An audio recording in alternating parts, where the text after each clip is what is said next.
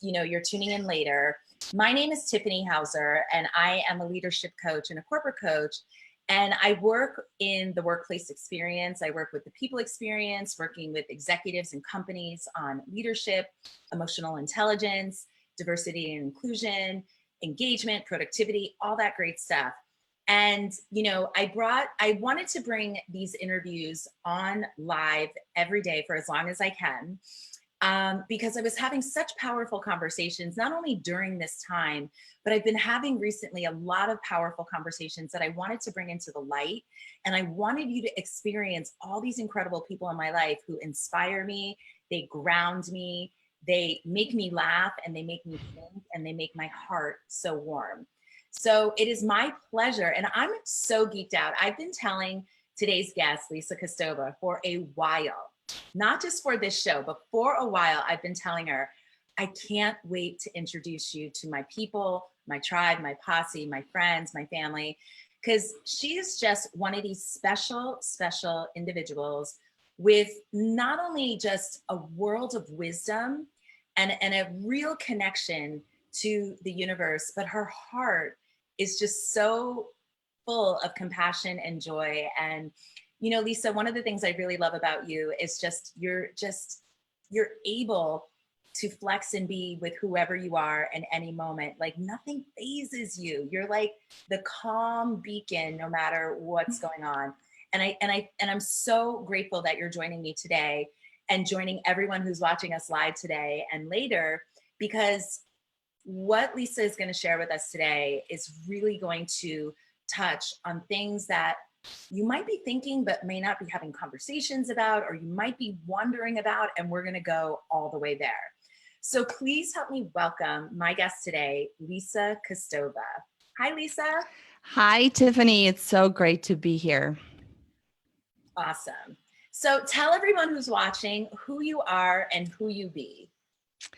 So I'm an entrepreneur, and I'm a Renaissance woman who has incarnations as a Mountaineer, as a coach, specifically a market positioning coach for coaches and consultants who are looking to grow their own niche.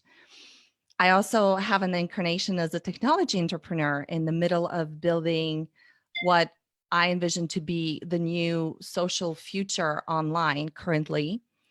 And I'm also an astrologer, and that gets to be part of the picture as well. And that's how Tiffany has experienced me as well in the past. So there are lots of perspectives that I bring to the table, and it really is up to you, Tiffany, and your audiences, what you guys want to delve into and what you want to explore with me today. Well, thank you for that. Wow, I love being interviewed by the interviewee.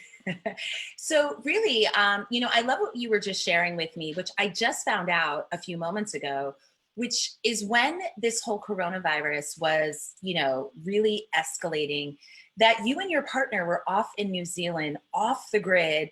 Lisa, I don't know if, for those of you who don't know Lisa, she's also a Mountaineer. So tell us about that experience, what it felt like to be completely off the grid in nature, really physically challenging yourself, spiritually challenging yourself, and then to come back to Earth and connect and find out what's going on. Yeah, thank you. So experiencing nature in long bouts of being off the grid is something that feeds my soul and feeds not just my soul, but my mind as well. Mm-hmm. It is the experience all of us can access right now by the virtue of being isolated under lockdown.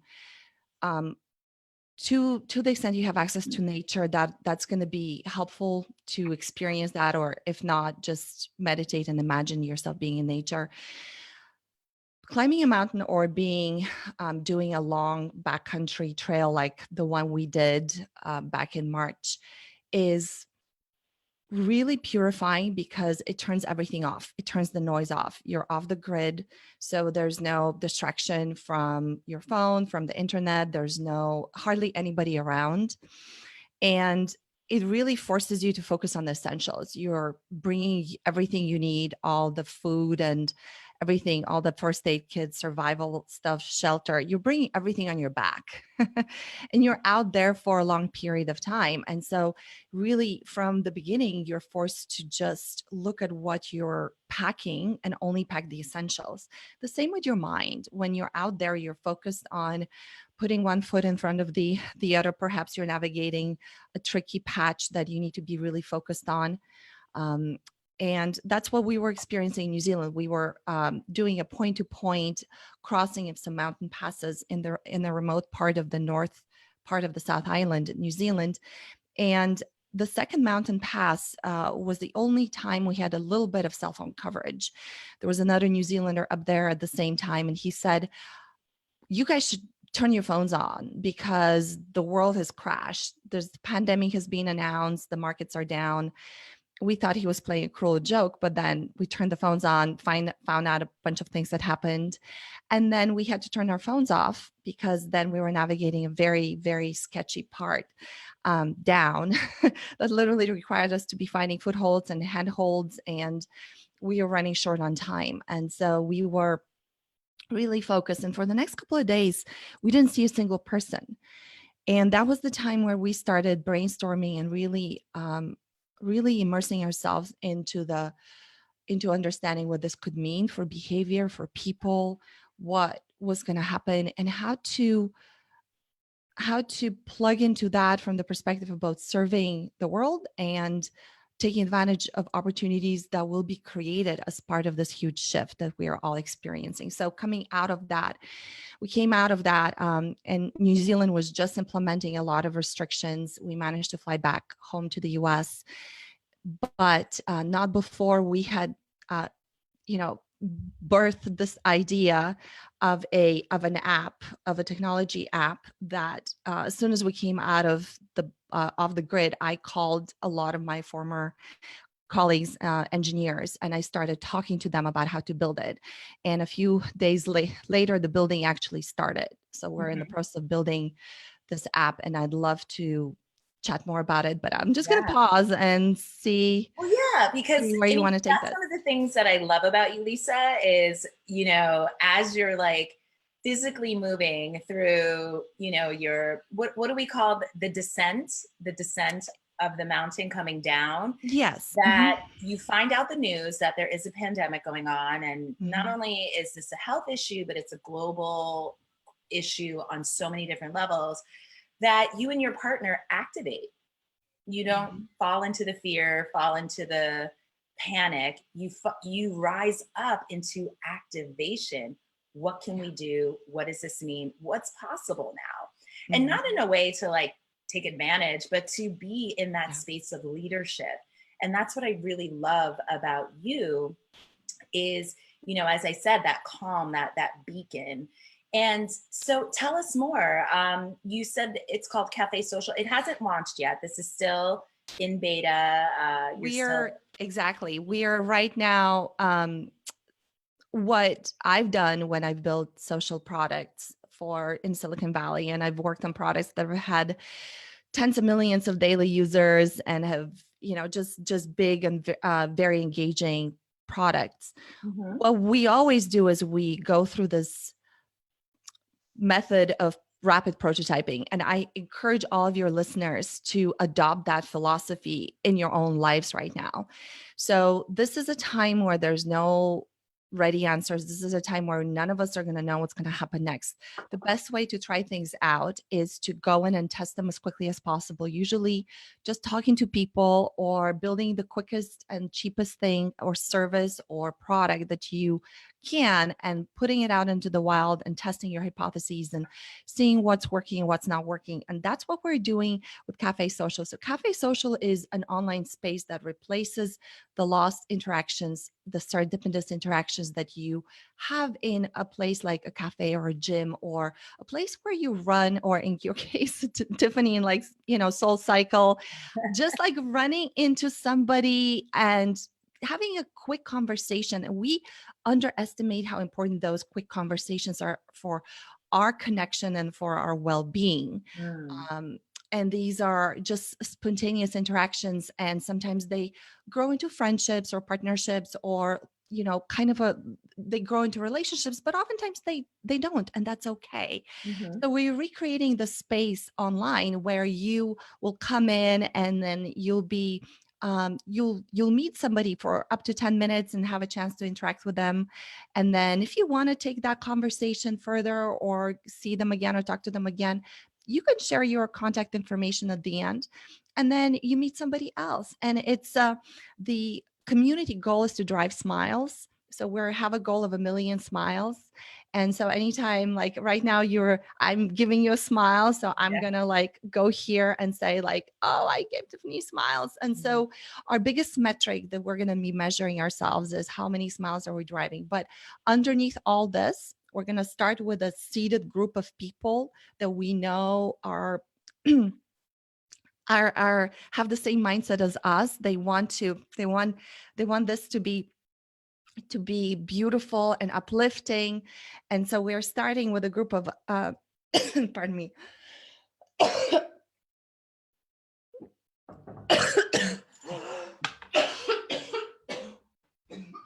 As Lisa grabs some water, somebody posted a meme earlier today, and it was a mom and a child, like a cartoon, and the baby was coughing, and the mom was like, I don't know about you, baby. And sometimes we get to laugh in these moments where things are going on. And I was at Trader Joe's yesterday, and my checkout cashier was telling me how he just misses the days when he could just cough. He could just cough in peace. He just really misses those days. So sharing with me how he suffers from allergies, and I was like, me too. And I sneeze, and people look at me like, so oh, Lisa. The good news All is, clear? yes, the good news is that we're at home, we're isolating, Yeah. and you guys cannot get, even if I have something, you guys are not gonna get it. And that's the beautiful part about online chats. Apologize for that. Yeah, I was just sharing, the where we are right now with coughing, and this is also allergy season, and for a lot of us, specifically on the East Coast, we've been hit hard because we didn't really get a proper winter. So it's just been, the stuff's been blowing around all year. So we understand. We got you. Yeah. So that's that's the idea behind Cafe Social. Mm-hmm. And we're gonna learn a lot. We're gonna learn what works, what doesn't.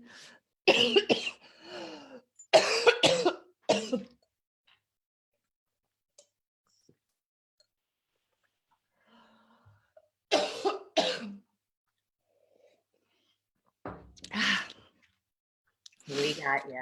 We got you. Life. Yes. Lisa and I, we did a leadership program together. So we actually shared an Airbnb last year, and this is not new.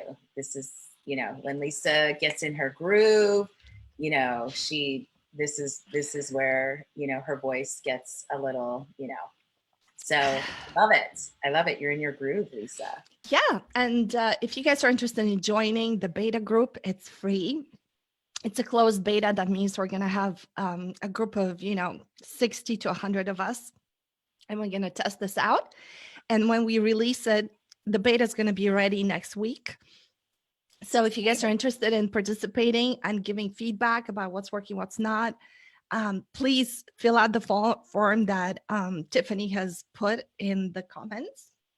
Yes, and I'd love to see you in there. Give us a little visual. So I understand it intellectually, but give us a visual, because I know what you were sharing with me earlier is that it's almost like Zoom, but it's different. Yeah. Like how everyone's like, it's like Uber for this. Yeah. So like, give us like a visual of it. It's like a one-on-one Zoom. It's a one-on-one Zoom where the cafe is open, and the cafe will be open for 1 hour in the beginning per day. Mm-hmm. You'll go in and you'll be matched to somebody who speaks the same language as you. And as we go on, there could be more matching criteria, like maybe if you're single, you get matched to other singles. Maybe if you're a mom with kids, you get matched with other moms. Whatever your interests are, we're going to evolve towards that direction. You get matched with somebody, and the goal is to chat with them, just chat with them about anything really. We could have some icebreakers for up to 10 minutes. At the end of the 10 minutes, you'll be matched with somebody else. And at the end of the 10 minutes, you're like, oh my God, I really love Tiffany. I want to keep in touch with her. You can just drop your contact information and we'll pass it on to Tiffany. But you don't have to. So Yeah. this is really us being together and finding out what's happening, in our town or around the world, or with somebody who may be in the same boat as us, stuck at home right now, and just Yeah. wanting I that think everyone's in a, feeling of connection yeah. and smiling and having a joke with someone and really connecting with someone without any strings attached, without an agenda, which Yeah. is like, oh my God, I have to talk to this person for hours, or I am supposed to call my mom or whatever have you. No, this is just like, hey, let's see what's out there. So Yeah. that's So the vision connection. I love it, Lisa. So for those of you who are just joining, Lisa was in New Zealand last month with her partner on a mountaineering trip off the grid for 9 days, Lisa? 8 days. 8 days. And as they're descending down the mountain, they're told, you could turn your phone on for a couple moments because there is a global pandemic going down.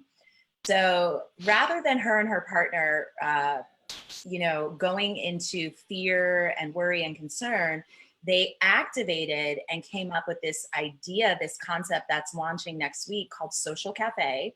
Cafe social. Cafe Social, reverse, Cafe Social, where now, as we're physically distancing and, creating this new paradigm, that we don't need to lose the everyday conversation, whether it's the everyday conversation of when we would go to a cafe to grab a tea or a coffee or breakfast, or, go to the gym, go to the grocery store, or whatever that is, go to a bar for happy hour. We don't necessarily need to lose that, because right now it seems as if we are, connecting with those we know. And what I'm hearing you say, Lisa, is right now we may not have the opportunity for that, that spontaneous connection, like the person you would be standing next to while you're waiting for your chai latte. We don't necessarily have that right now. And what I'm hearing you say is that Cafe Social is that opportunity to just connect with the random stranger that we used to when we were out and about, out in the world physically. Absolutely. And it's so important for our health, for our mental health. One of the perspectives I'll bring in is through the astrological lens. First of all, astrology cannot predict specific ways that an energy will manifest. Like, so we as astrologers have not been able to predict, oh my God, there's going to be a virus, an airborne virus. Now, a lot of astrologers have looked in the past and seen what has happened when these multiple cycles that are starting this year have been in the past. And there have been connections with the Black Plague in the past. And so a lot of astrologers were thinking, something that's transmitted through the airwaves, perhaps it's an informational leak or something connected with information in the internet. But really, it's an airborne virus. So there's no way for us as astrologers to predict the future. I want everybody to be clear about that. But what we can see is that this is a long process. This is a process that's putting evolutionary pressure on us as society, and it's going to last for many, many months, possibly into next year in one shape or another. And so you're already starting to see the social change, Tiffany, in when you go out for a run or you go to walk a dog.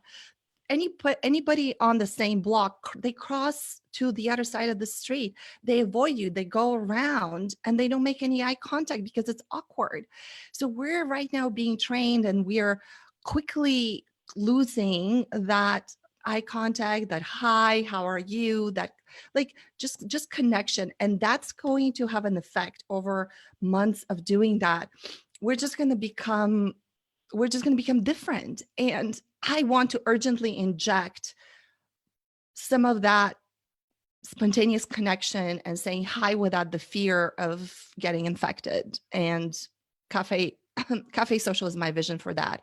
And I'm going in all cylinders right now to launch it and put it out there and see. I don't want to over engineer because I trust the intelligence of the human, of our innate humanness that will use it, we'll find what we need. If we're given the tools, the environment, the space, we'll actually create those connections again, and they'll help us stay sane and not stay this like this fearful, isolated place that's a more psychological prison than it is just a physical limitation. I love that. Wow. Yeah. Wow. So this is an online platform that will be accessible through an app, a phone app, web app, both. Yeah, it's a web app. So I'm working right now. I'm actually designing it myself. I'm working with 2 engineers, and they're building the back end. It is a web app. Normally, we would build a native app, but in this unique time in humanity, most people have access to laptops. They're not commuting. They're not traveling. So the phone usage is not as critical as just having access to an internet connection and being able to pull something up and go into the cafe and have these chats. It literally will be looking just like we are looking right now, Tiffany, you and I, up to 10 minutes of connecting, and there'll be some cool icebreakers. There could be some cool challenges, but the biggest challenge is really like to drive smiles. And so if I get smiles from you, I'm just going to count them. And, I'm going to, have them here, and I'm going to mark them, click on them and all that. So yeah, what just came up for me is my mom. My mom has said over and over the past few weeks, I just don't do well being at home long. My mom is a social butterfly, so she has an amazing coffee maker at home, but she likes to go out and get her coffee, and she's that, this woman who likes to go visit people. My mom is going to be 69 this year, actually this month. And she loves just to go out and visit. She's that neighbor who will knock on your door, bring you something over because she wants to talk and socialize and connect. And so I see Cafe Social being such a powerful tool for so many people who are, and again, we love our family, we love our friends, we love the deep interaction and connection that we already have access to. And I love this piece that, the differentiator here with Cafe Social is that everyday spontaneous, who might I engage with out there in the world, whether it's hello, or I love your dress, or, where did you get that? Just things like I always compliment people when I'm out. I walk a lot. I live here in Washington, D.C. I walk a lot. I take the public transportation a lot.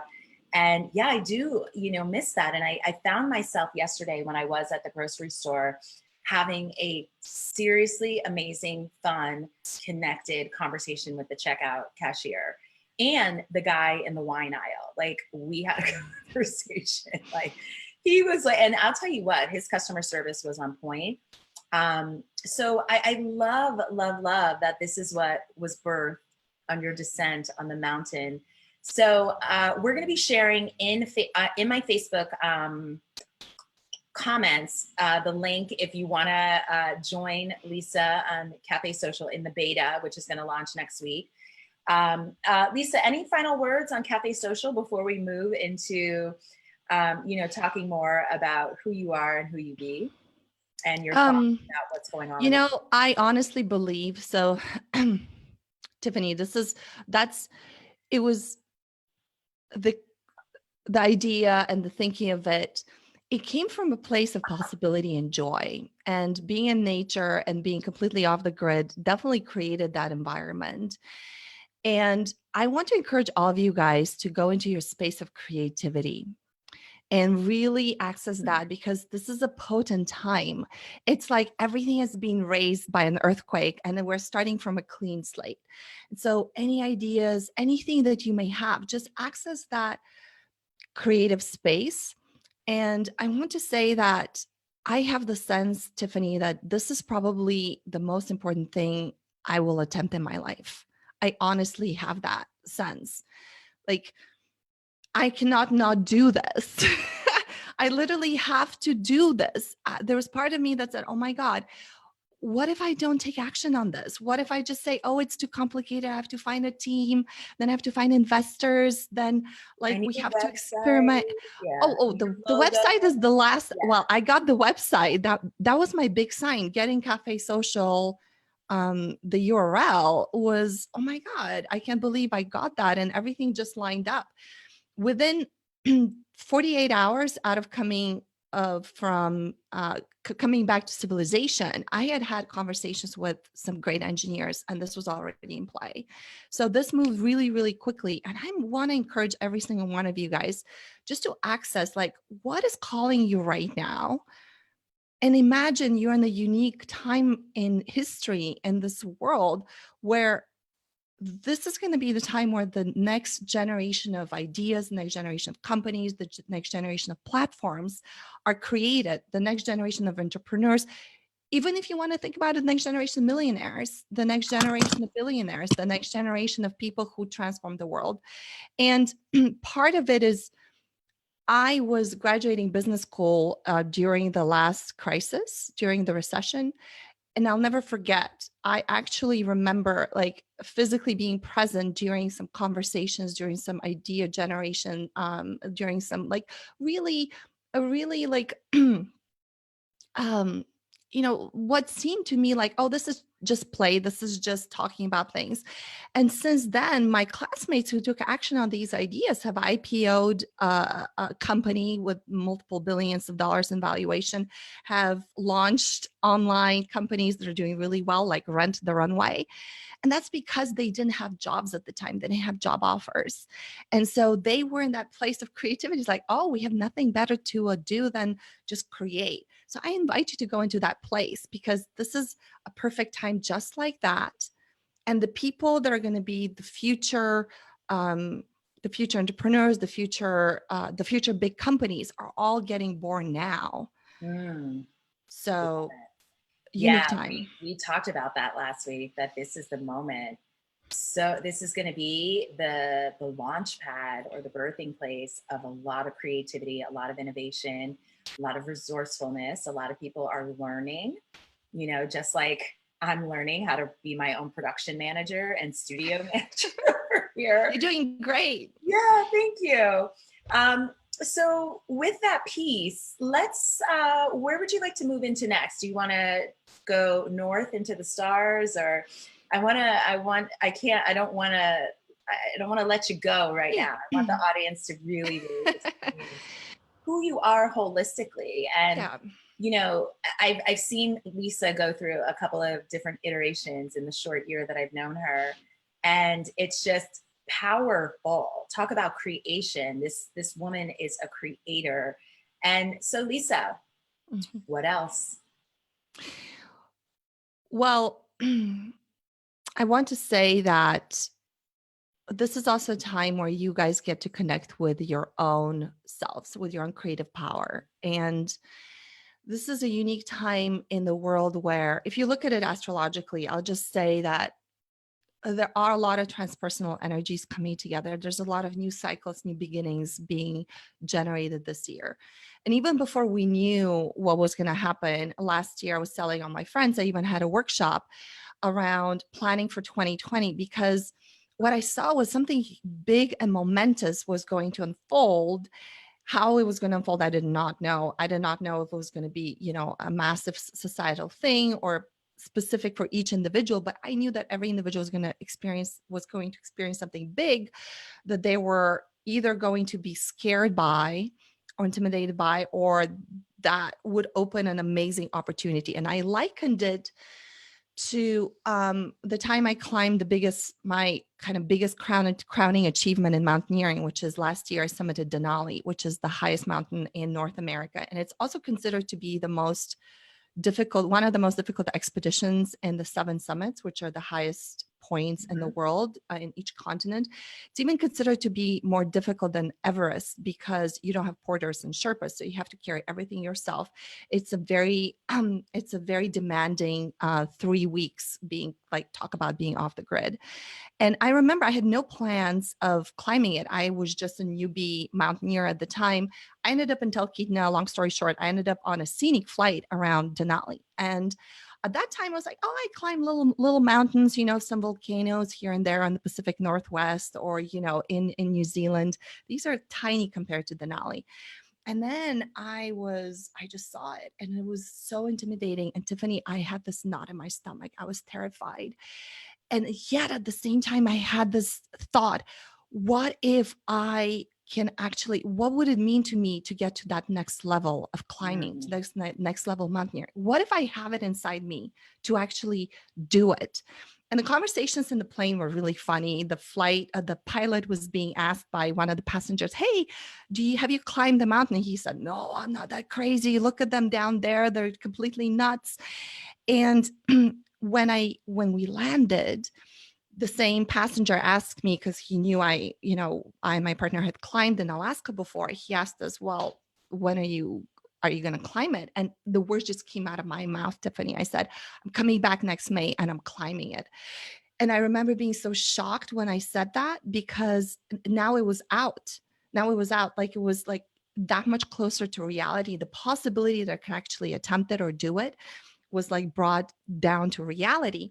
And I did it. I did what I said I would do. I came back next May, I joined the expedition. I worked the whole year with coaching and with daily training. Tiffany has seen me. I mean, some of the stuff that was happening every day to train for this.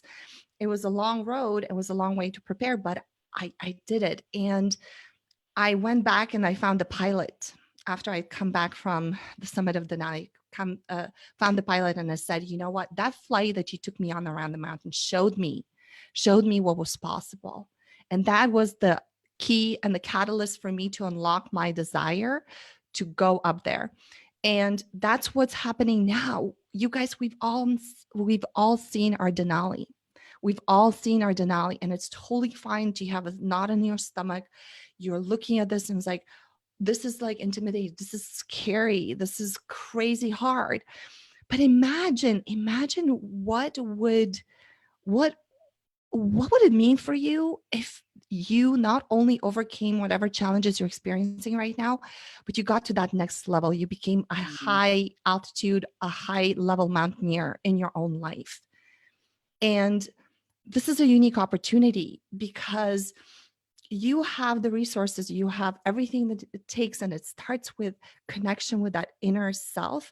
This is a time to develop that connection, to develop the connection to your inner self, to nurture that creativity, to nurture that ambition, to nurture those goals. Because astrologically, we also see a huge amount of creativity that is about to be unlocked in birth, a lot of manifestation potential. It starts peaking around the end of this year, where these two planets come in a very unique sign of a future thinker, of a genius, of somebody who's ahead of their time. So if you have an idea that sounds crazy to you, right now is the time to start preparing for it and put it in action, because there's a big sign there in the skies that starting in December of this year, there's just this like huge creation that is available to us, manifestation. And the things that are going to manifest and be successful are the things that you're sitting right now that scare you, that you think, I'm not at that level. There's no way I can get at that level. Yes, you can. And yes, the universe will have your back. Just like start creating now and start making a plan that's long-term plan you get to execute daily. Yes. Like the words that I want you to know, like the secret to unlocking that success are things like discipline, are things like commitment, are things like mastery, are things like every day laying that brick in the foundation of the house that you're building. And I can tell you it's possible. It's possible to climb that big mountain. And the scarier and the crazier it sounds, the more the people around you are like, you're nuts, or this is like, it's never going to happen. Yep. That's how you know this is your mountain. Don't climb the wrong mountain. A lot of people are in retreat and they're like digging in, like the storm has come and they're like literally digging in a cave right now to go hide in. Don't be like that. Sit out the storm, lay out your plans, look at how you're going to scale this, how you're going to climb this, and just know that this is a powerful time of creation. These are fertile times. So the more you can access creation, the more you can access your own genius, your own creative potential right now, your own peace. And that comes from being at peace. So accessing peace, accessing that state of like, oh, I'm the mountain in the middle of a storm. This thing is too shall pass, but I'm So, going to be strong. yeah. So Lisa, I love it. And you know, this is like mano y mano right here. And let's speak into, for those who are afraid of taking a risk, because you know that notion of creation, that notion of what my Denali is, or what is, you know, authentic, and like what my ideas or what this project is that I want to launch. You know, for some people, they they haven't explored anything like that, or they might be thinking that's a risk right now. Yes. How, what do you have to offer that conversation? Yes, absolutely. That's why it's so important daily to connect with yourself through whatever method you have, whether it's meditation, whether it's any centering practice. Is so important right now because you literally have to be the mountain in the middle of the storm. If you're ungrounded, you're going to be blown around like a piece of something that like is completely ungrounded in the storm, and you're never going to find, you're going to be all up there. Yes, it is a risk. Yes, there's like financial uncertainty. Yes, there's a lot of things that are connected to our survival that are pertinent at this time. I'll just give a brief example of, it's not exactly like that, but you need to know that there's a certain calm and sense of this is going to be okay. Like I'm going to be taken care of, trusting the universe, trusting that somehow we're not going to just die. We're not going to, you know, we're gonna have shelter and food, and we're gonna be okay. Our families are gonna be okay. And the time this reminds me of, so I grew up in Bulgaria, and in the late 90s. I was graduating high school, and we experienced a hyperinflation that literally took the US dollar. The US dollar could buy 16 lev, so 1/6 lev, in April of 96. And then you needed 3,500 lev to buy $1 like 9 months later in January of 97. So think about like thousands of percentage of inflation, and your income stays almost the same. So in January of 97, my state pension that I was receiving for the death of my dad, who was the provider and the, you know, he was the one who brought in the income. He had died a year earlier. What I was receiving in the monthly pension that month totaled $2. And I remember going through and seeing a bottle of shampoo, and it had the same price as my monthly pension that month. And I remember like that was the time, Tiffany, when I was applying to colleges in the United States. And of course, I was applying for a full ride, but I still had to buy a ticket to come to the US. That was hundreds of dollars. I still had to have a startup capital. I couldn't just show up and have like no, like, you know, dollar into my, you know, possession. And everything just converged. And I knew this was all going to work out somehow. I did not know how. And it all came in perfectly. I won. I was the first non-US person to win an essay competition by this like Ayn Rand Institute. They called me. They're like, "Where are we calling? This is not the US." And they're like, "Oh, congratulations, you won $500. Where do we send the check?" That was my startup capital in the US. Before that, somebody got like a sense to give my mom. Somebody got a message in church to give my mom. Like the money was precisely the sum that, you know, I was missing to buy the rest of my plane ticket to come over here. I mean, things just like when you trust, things just like work out for you. And Yeah. if you're grasping, and if you're like, I gotta figure this out, I gotta be the one to solve this, you don't have access to the same resources, you don't have access to the same possibilities, you don't have access to the same venues of resources, of solutions that the Yes, the universe has. possibilities. It's that Yes, you just possibilities. don't have access, you just close yourself off. So So I love the example as we finish up today. I love the example of what, you know, when I asked you about, you know, those people that are having that conversation around risk, and you said, sure, there are some people that are digging the hole and building a cave rather than being in the storm and creating, because, and the visual that came to me is, you know, you said things are flying around, like, and if you're not grounded, you could fly around. It looked like debris. But yeah. also, what the vision that came to me was all the ideas, all the resources are also flying around. So You can't find them in that cave. You can't access them or have them when you're in the cave.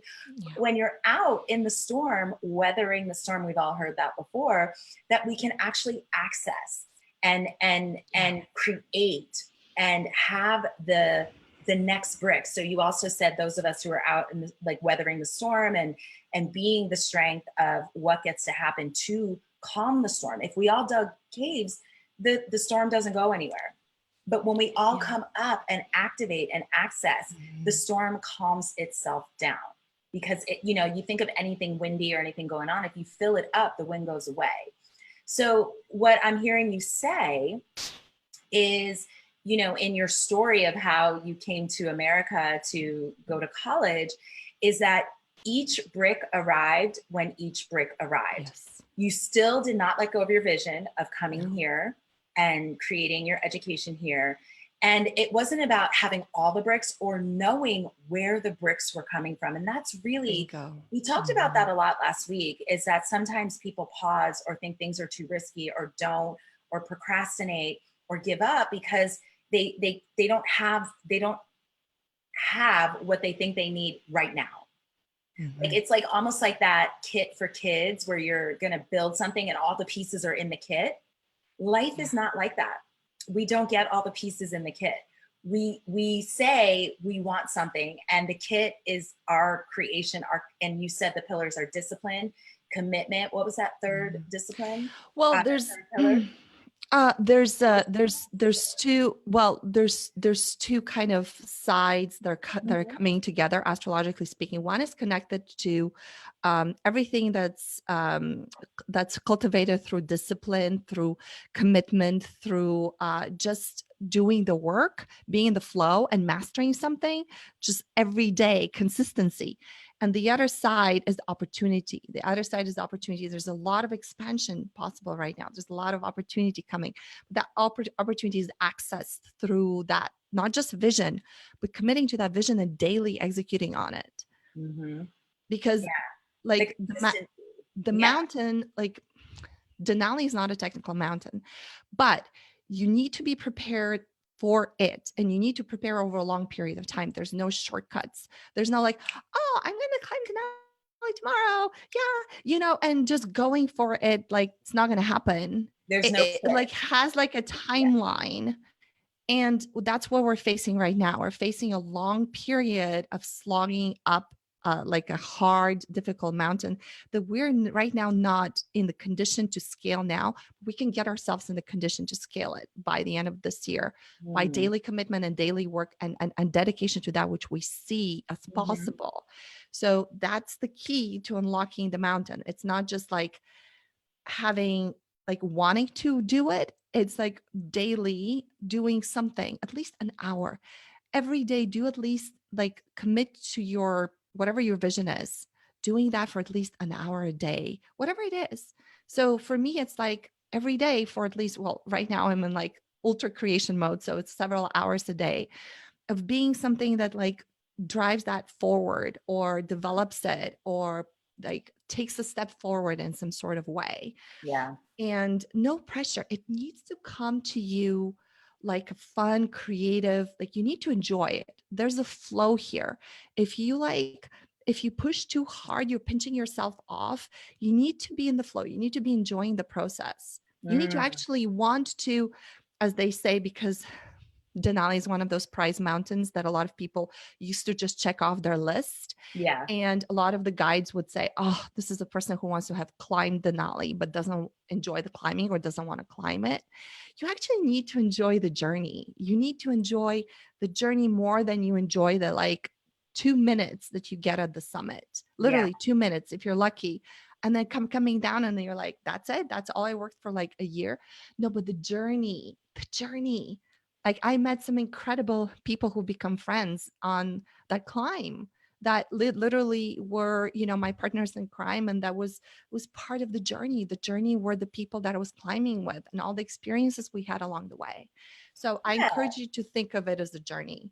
Yeah. Thank you for that. And with the journey also, makes me think of is that it's how the kit comes together. So we're never going to get the toolkit. Like we're never going to get the thing that has all the pieces and we just put them together. We like the climbing the mountain. Like I just want to climb the mountain. And you know, what you reminded me of is if we're only focused on, in my practice with my coaching clients, I call it the marathon method. And we're never focused on that 26th mile. We're focused on the first mile, then the next mile after that, because there's so many lessons and gifts and experiences on that journey that you were just sharing. So for those who just want to get to the top, great. No, that's a wonderful quality. And you get to receive the entire journey, the process as whatever it takes to get there. And imagine all the other bricks you're going to find in the process rather than focusing on the top.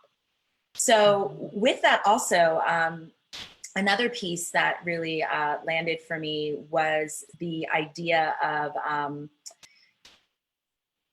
you know, that how am I going to start? Or no. It was the piece that reminded me of what I'm leaning into is being graceful and gentle. Yeah.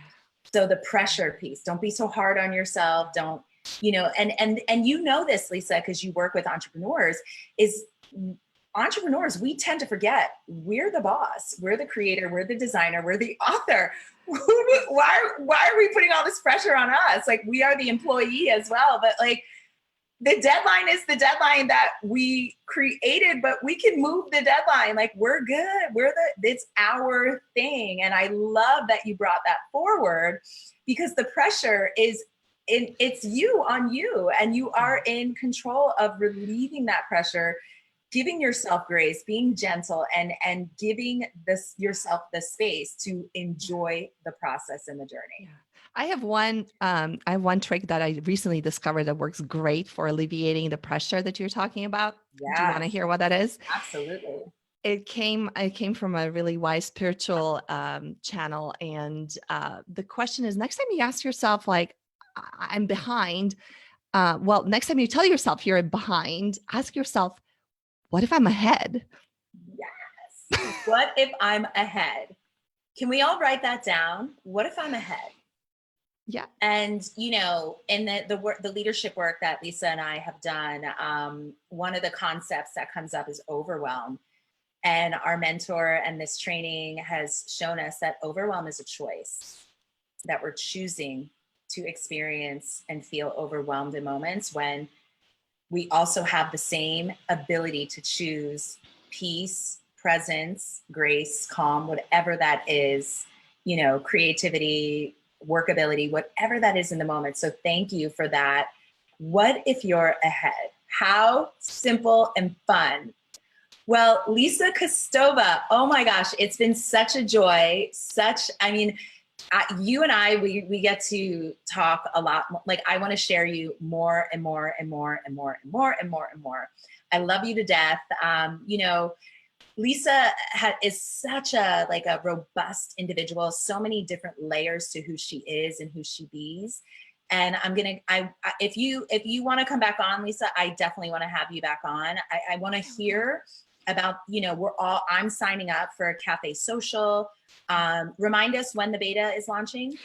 The beta is going to launch sometime between the end of next week and the following week. So we're working on like literally building the product right now. So it's imminent. And the more we get to play, the more we're going to learn. And next time I come on here, I'll share with you what we're learning and where we're taking. We can do a screen share and actually show the experience. That could be fun. Yeah. There is a concept called minimum viable product, which means it's not going to be super pretty. So I was just going to say, as long as you guys are not expecting perfection, this is all work in progress. I love it. I love it. Being humble on the way out.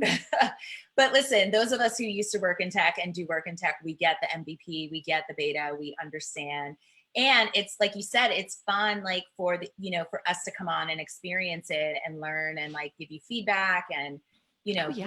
break it, right? That's the old saying in tech. Like, I want you to come on here and Oh figure out. yeah. Things are gonna break, and things are going to come up. Like, I honestly don't know where this is going to go. We're going to find out. We're going to together create the experience. It's not about the tech. It's not about the mechanics. It's not about, yeah, this is a one-on-one chat. I mean, it's not about like the guts of it. It's about what we create there and what can we keep creating. Mm, And the hypothesis is that this type of interaction is healthy for us and it's missing from our environment. And the hypothesis is that humans will want to have that type of interaction. So we'll see whether the hypothesis proves true. Honestly, as much as I believe in it, I'm open to learning and I'm open to it going anywhere it wants to go, including like just saying, oh, it's not working. Try something else. yeah. So that's how I we love it. Well, you definitely have me. I'm signing up. My mom will definitely sign up. This is so, my mom's that she's like I wanting love, to engage. please. I have a few like really social butterflies in their 60s and 70s, and they're like, we need more. I Yes, want to have yes. like the whole I mean, age my range mom's and the got a beta lot to group. share, a lot to share. Oh, that would be so So, fun. Lisa Kostova, thank you so much for joining us today. Thank you for Thank being you. part of the conversation.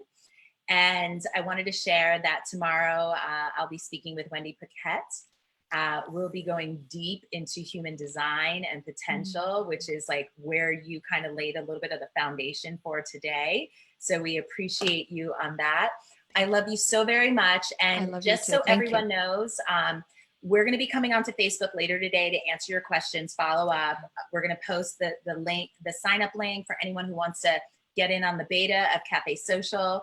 And, if you want to connect with Lisa on any other level, she is tagged in all of this stuff. And Definitely. Lisa Kostova, I love you. It's been a I pleasure. love you guys. Go out there, create. And thank you so much, Tiffany. This has been a blessing and I love it. I love you. Yes. Bye. Love you. Have a beautiful day, everyone.